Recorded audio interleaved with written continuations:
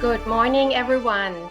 It is my great pleasure to be speaking to the APACC audience, although I am very sorry that I cannot make it to be with all of you in the lovely city of Tokyo this year.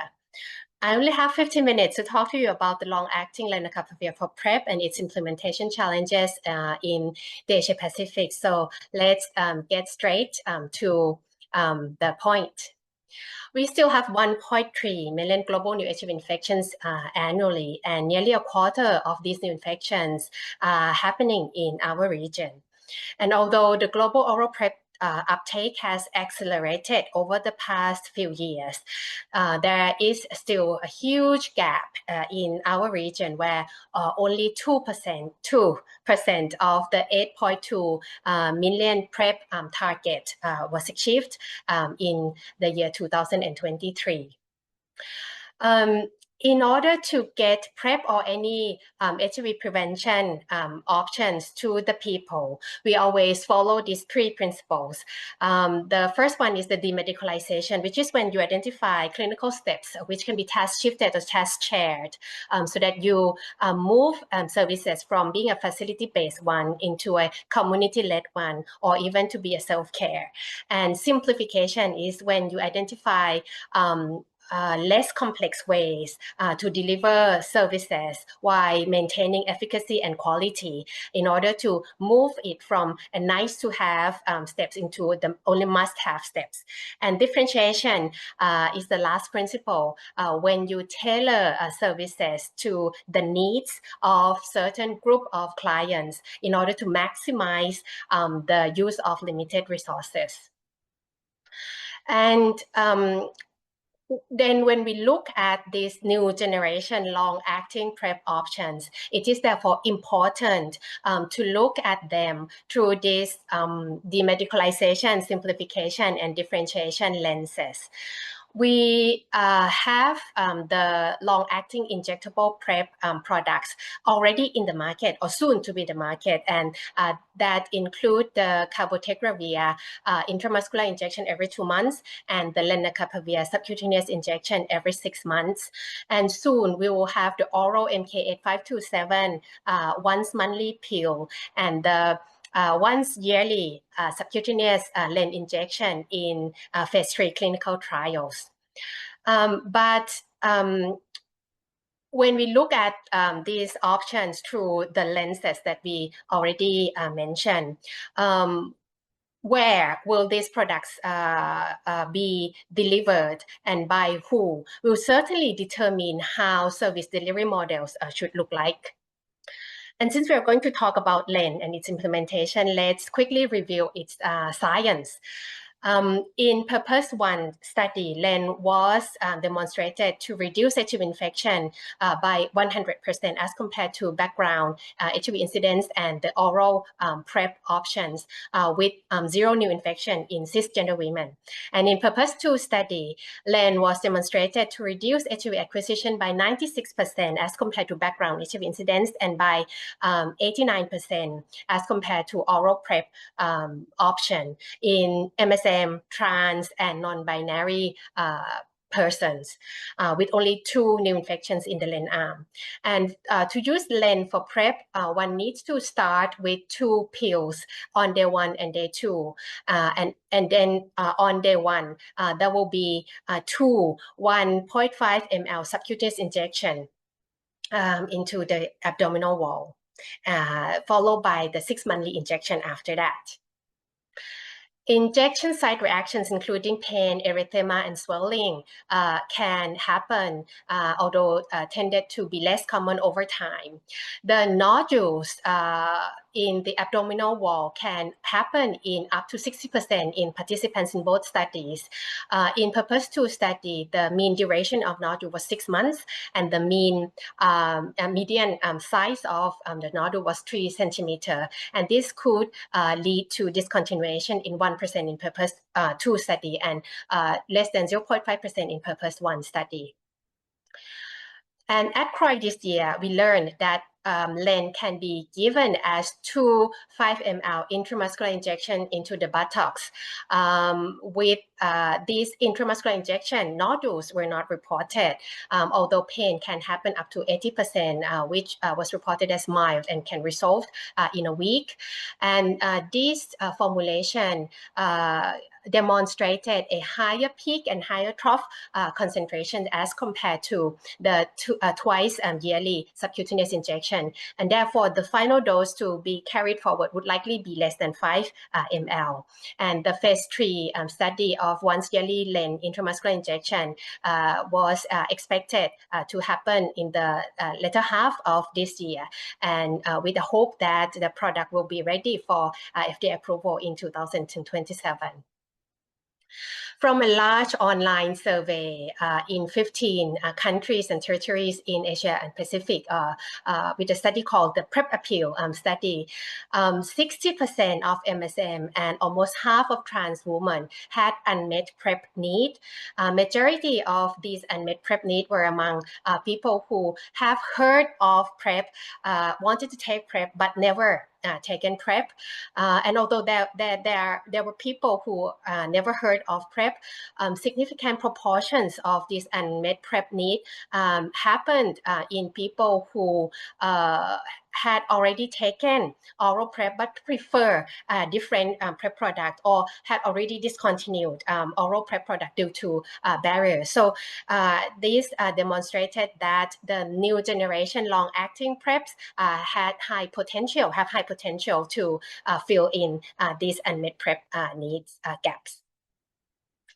And in the Prev Appeal study, 32% of transgender women prefer the daily oral PrEP as their first choice for PrEP, followed by 21% who prefer the 6-monthly injection, which represented subcutaneous len injection. Among MSM in low and middle income countries in our region, we can see here that quite an equal proportions of MSM prefer daily oral PrEP, event-driven oral PrEP, or once monthly oral PrEP, or 6-monthly injection. And then of note, less than 10% of MSM and transgender women in our region preferred 2-monthly injection, which represented the cabotegravir injection as their first PrEP choice. So this highlighted that we really need these various PrEP product options to be available so that people can really make their own informed choice. And to get these products being available in our countries, we certainly will need the policymakers, implementers, governments and donors to work together. And at a global level, with concerted effort being made, we have a high hope that we will have len for PrEP in sufficient volumes and in affordable prices from the generic manufacturers within 3 years after we heard of the phase 3 results, which is much quicker than the 7-year timeline projected for CAP-LA. But can we really make long-acting injectable PrEP products be affordable? The modeling study demonstrated that the injectable PrEP product will become cost-effective only if it cost can be made to be no higher than twice the cost of the oral PrEP product. In Thailand, the price of CAP-LA is still almost 20 times higher than the price of the oral PrEP product. And again, for Lenacapivir, modeling studies suggest that generic price of len for PrEP could be as low as $100 per person per year if we can get to 1 million len users. And it can be even driven down to be less than $40 per person per year, with more than 10 million users. So it is obvious that with a higher demand, it can further drive down the cost of the product. But how can we generate demand if we cannot get access to the product? So in order to get LEN to countries, so far Gilead signed voluntary licensing with 6 companies to manufacture generic PrEP. And since December last year, Global Fund and PEPFAR announced coordination to reach 2 million people on LEN over 3 years in their supported countries. And LEN for PrEP is expected to be approved by the US FDA this month on the 19th, and by the AMA in December this year. And in Kigali next month, WHO is expected to release the recommendation and guidelines for LEN for PrEP. But due to the changing geopolitical economic dynamics since the beginning of this year, we are glad that Gilead still commits to having enough LEN to reach 2 million users over the next 3 years. And that Global Fund just recently has recommitted to this ambition, with the Children's Investment Fund Foundation contributed to its new replenishment round with specific funding for LEN for an initial 500,000 people. We don't have much hope that PEPFAR will contribute to this target of LEN users. So there's certainly a large gap for us to reach 2 million users, which is important because it will then ensure a robust market to support the production of the generic products and to deliver impact. So we certainly need funders and ministries of health to step up to ensure this robust market.